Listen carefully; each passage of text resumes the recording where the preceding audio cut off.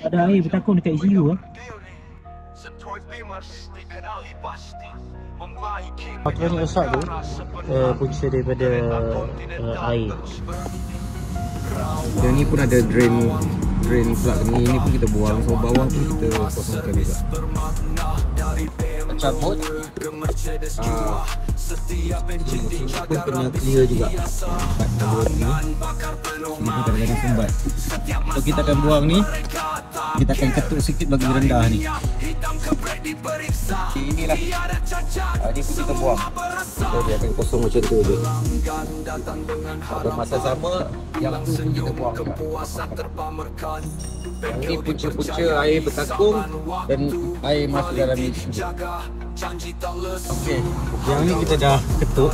Saya dah ketuk tadi, so dah rendah dah lubang tadi.